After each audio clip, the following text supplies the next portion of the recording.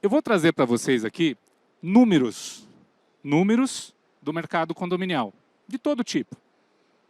Números que vão dar, possivelmente, novos horizontes, novas perspectivas para vocês sobre o mercado de condomínio.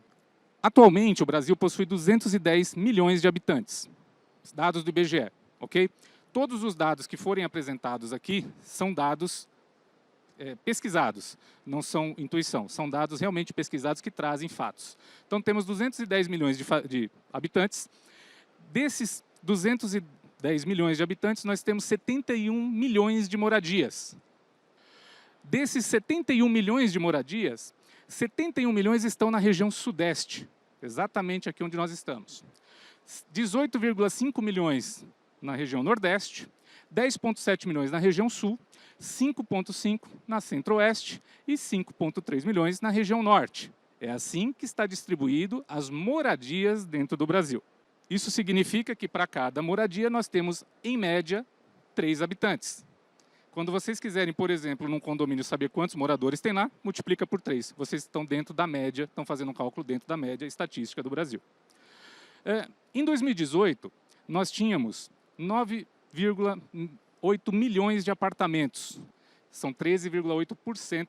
Não tem como a gente ainda parametrizar condomínios comerciais, ok? Nós estamos falando aqui especificamente de condomínios residenciais e que normalmente são os condomínios mais esquecidos na cadeia corporativa, né?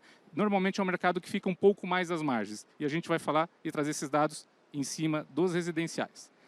Fora eles, dos 9,8 milhões, significa que a gente tem aproximadamente 60,1 milhões de casas, ou seja, 80% das pessoas ainda moram em casas, considerando que essas casas também podem ser dentro de condomínios, dentro de loteamentos, dentro de associações, como normalmente são chamadas. Então, ali dos 13,8, a gente talvez tenha um número um pouquinho maior. Ainda em 2018, nós podemos calcular que temos 29,4 milhões de moradores dentro desses apartamentos, e temos 180 milhões de moradores nas casas.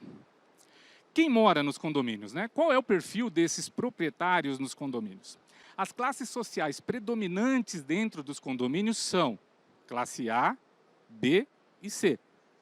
Então, a classe média, média alta ou classe alta, normalmente está morando dentro dos condomínios. Então, daí se tira um poder econômico fabuloso em cima deste público. 58% dos apartamentos estão na região sudeste, dados de 2018, PNAD e IBGE. Então, se nós temos aqui em apenas 4 estados, 58% do mercado condominial, certamente aqui é referência para todos os outros estados da nação. Então, as coisas que acontecem aqui, possivelmente já acontecem, ou, se o pessoal seguir a mesma linha de sucessória, né, de acontecimentos, vai praticar as mesmas coisas que são praticadas nessa região. Qual é o perfil destes proprietários dos condomínios? Ou seja, vamos falar aqui do rendimento médio mensal. E aqui, quando eu falo rendimento médio mensal, estou falando daqueles ocupados que trabalham, ok? Estou desconsiderando os desempregados e os desalentos, não é isso? O pessoal anda chamando de desalentos. Eu até vi nome piores, mas enfim, os desalentos. Aqui a gente está falando de quem está empregado. Na região sudeste, a média entre 2016 e 2017 era de 2.525 por pessoa empregada. 2.467 no centro-oeste e 2.383 na região sul. Isso é a ordem, é o ranking, tá? É primeiro lugar, segundo e terceiro, sobre renda. Então, me vejam, na região sudeste concentra a maior renda, depois o centro-oeste e depois o sul. Quando a gente fala norte e nordeste, a renda cai bastante, quase R$1.000, só para vocês terem uma noção. Trouxe um dado, mas, por favor, aqui não tem nada a ver com política, não vou falar de política, não tenho esquerda, não tenho direita, aqui a gente está no centro de uma discussão sobre condomínios. Mas isso aqui traz um número interessante para vocês. Falamos que os condomínios estão nessa região, correto? Onde concentra 58%. A maior renda, se vocês perceberem, temos aqui até aqui, centro-oeste. E foi exatamente essas regiões que trouxeram os votos para os atuais políticos. Alguma semelhança? A corrupção e os brasileiros. Pesquisas internacionais. Muitos têm dúvida se o brasileiro é o povo mais corrupto ou menos corrupto. Quem acha que não estão entre os 10? Eles são bons e não são tão corruptos assim. Nós não somos tão corruptos assim. Estão na dúvida? Tá. Vou falar para vocês. Isso aqui é uma pesquisa que é uma pesquisa internacional. Essa pesquisa ela fez a seguinte pergunta: você devolveria uma carteira perdida cheia de dinheiro? Sim ou não? Fizeram isso em vários países. Olha que interessante. Aqui, deixa eu ver se eu consigo mostrar. Aqui é o percentual, ok? 20, 40, 60, 80% das pessoas devolveriam as carteiras.